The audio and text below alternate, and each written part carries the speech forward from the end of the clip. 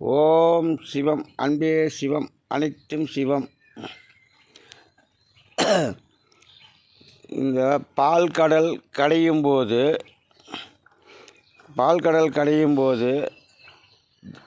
லக்ஷ்மி போன்ற மற்ற தேவர்கள் அனைவரும் ஒவ்வொருவராக தோன்றியதாக திரைப்படம் மூலமாக இறைவன் நடந்ததை எடுத்துரைக்கிறார்.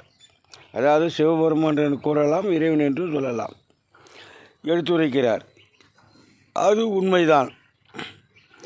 எப்படி என்றால், அன்று ஆதி காலத்தில் அவர்கள் நம்மை போன்று வாழ்ந்து இந்த மண்ணில் மறைந்தவர்கள்தான். மண்ணில் மறைந்தவர்கள் அவர்கள் மண்ணுயிரில் பசுமைகளாகவும் மழைநீரில் கரைந்து அது கடலில் சென்று கடைசியில் இந்த உலகம் வாழ்ந்து மறையும் போது, ஒரு யுகம் மறையும் போது அந்த கடலில் தான் எல்லாம் ஒன்றாக போய் சேர்கிறது. அந்த அடிப்படையில் தான் அந்த பால்கடல் கரையும் போது அன்று மறைந்த தேவர்கள் மீண்டும் இயற்கையாக ஒவ்வொருவராக உருவானதாக இறைவன் எடுத்துரைக்கிறார். அவரும் அன்று ஒரு காலத்தில் அவர் நம்மை போன்று வாழ்ந்து மறைந்தவர்களே.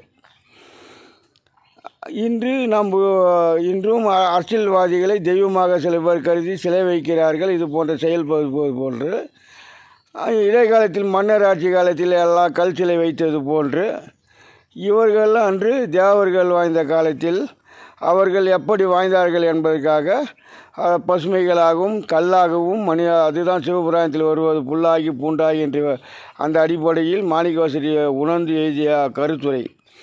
அந்த அடிப்படையில் தான் இன்றும் செயல்பட்டு வருகிறது. இதற்கு என்னவென்றால், அன்று ஆதி காலத்தில் அரியும் சிவனும் ஒன்று என்பது, அரி என்பவர் ஜோதி, சிவன் என்பது உருவம்.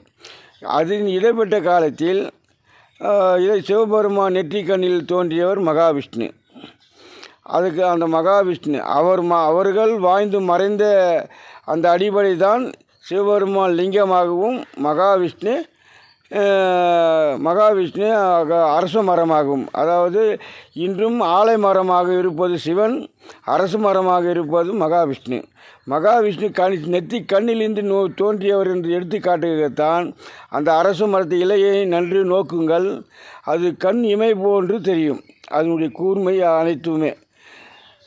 ஆலை மரத்து இலையை கண்டால் அது சிவலிங்க வடிவத்தில் இருக்கும். இதுதான் உண்மை.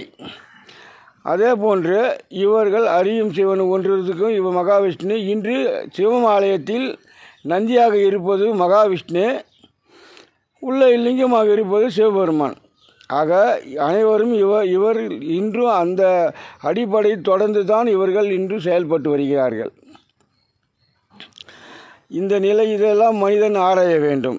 இந்த இடைப்பட்ட காலத்தில்தான் இதையெல்லாம் உணர்ந்து அறியாத சில அடியார்கள் பதவி இந்த கட்சிக்காரர்கள் பதவிக்கு ஆசைப்படுவது போல் இந்த தெய்வ பதவி ஏதோ ஓரளவுக்கு உணர்ந்து விட்டு உண்மையை கூறி மக்களை தெளிவுபடுத்தாமல் அவரவர் ஏதோ ஒரு மாய வித்தையெல்லாம் கற்றுக்கொண்டு இவர்கள் செய்த விதையினால் இன்று பல துன்பங்களுக்கு ஆளாகி மக்கள் செயல்படும் நிலைக்கு வளர்ந்து விட்டது. எதுவும் அறியாத விஞ்ஞானம் அது இது பல வகையில் உருவாகி இன்று கொடுமையாக நிலைக்கு பூமி தள்ளப்பட்டுள்ளது. இதற்கு அனைத்துக்கும் காரணம் அடியார்கள் என்றும் கூறலாம், அரசியல்வாதிகள் என்றும் கூறலாம். இரண்டு பேரும் இன்று ஒன்று தான். அடியார்களையும் தட்டி கேட்க மக்கள் பயந்து வாழ்கிறார்கள். அதே போன்று அரசியல்வாதிகளையும் எதிர்த்து பேச வாய்ப்பு இல்லாமல் நிலையில் அவர்கள் வாழ்க்கை தள்ளப்பட்டுள்ளது. அதனால் அவர்களும் எதிர்த்து கேள்வி கேட்க முடியாமல் செயல்படுகிறார்கள். ஆக அடியார்களும் அரசியல்வாதிகளும் ஒரே நிலையில் செயல்படுகிறார்கள். அதனால்தான் அடியார்களும் பல வகையில் அவர்கள் தெய்வ சக்தி பல வகையில் உண்டு.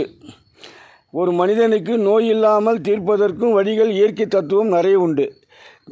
அப்படி இருக்கும்போது அவர்கள் என்ன செய்கிறார்கள்? அவர்களும் மருத்துவத்துறையை வைத்து கொண்டு எதற்காக?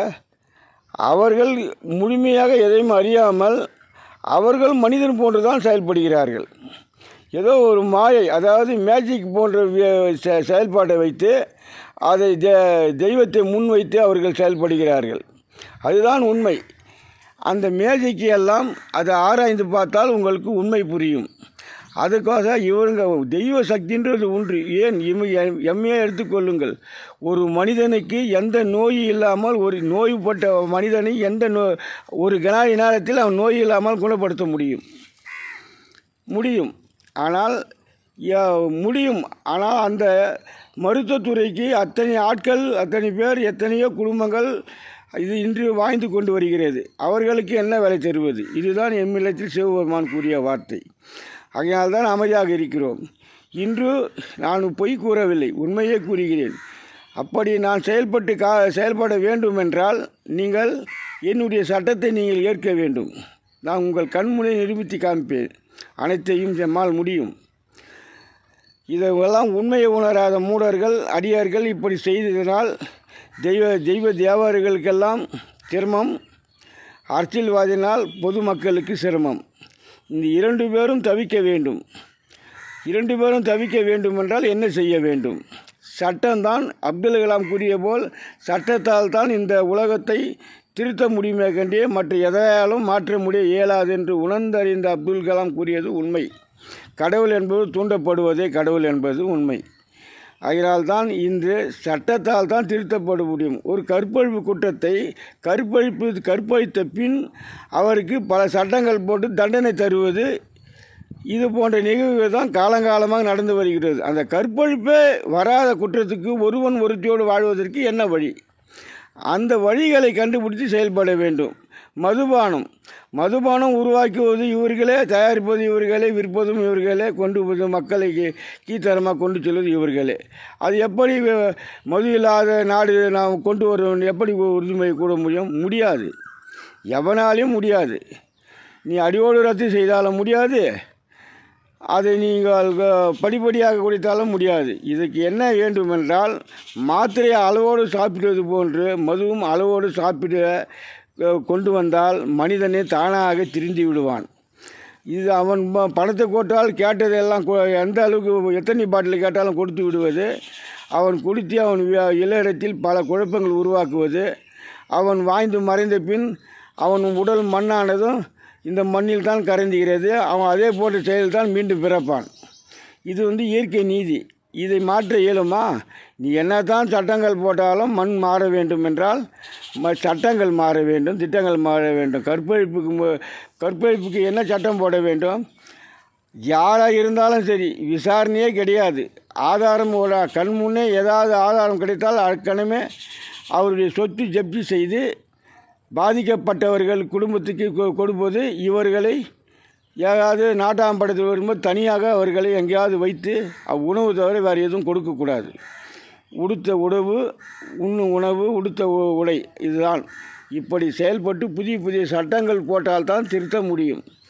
இதெல்லாம் நீங்கள் மக்களை மகிழ்ச்சியாக வளர்க்கிற அந்த இலவசமாக இதெல்லாம் கொடுத்துவிட்டு இதில் பல 1000 வகையில் குற்றங்கள் தினம் நடக்கிறது. அதில் 1001 தான் செல்போனிலையும் டிவியிலும் விளம்பரம் செய்கிறீர்கள், பத்திரிகையிலும் வருகிறது. மற்றதெல்லாம் மறைக்கப்படுகிறார்கள். இந்த மறைக்கப்படுகிறவர்கள் தான் இந்த அனாதி ஆசிரமம் வளர்ந்ததுக்கு காரணம் இந்த தீயவர்களால் ஏற்பட்ட விதி.